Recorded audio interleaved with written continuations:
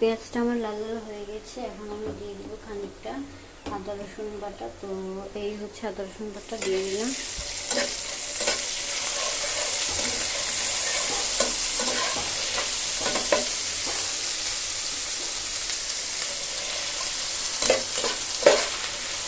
তো এখানে আদা রসুন বাটা দেওয়া শেষে এখানে আমি দিয়ে দিব হলুদ গুঁড়ো।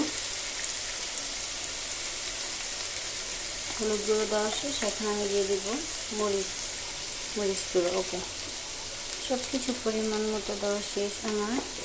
এখন দিয়ে দিব কিছুটা লবণ। ওকে, তো লবণ দেওয়া শেষ। এখন আমার এটা কষিয়ে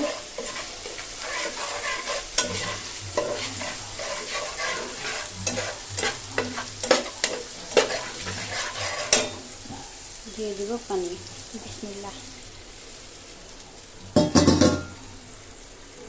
তো এই পর্যায়ে আমার কষানোটা হওয়া পর্যন্ত অপেক্ষা করব।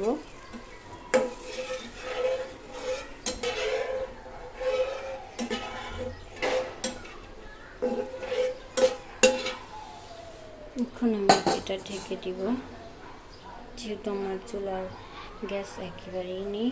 তো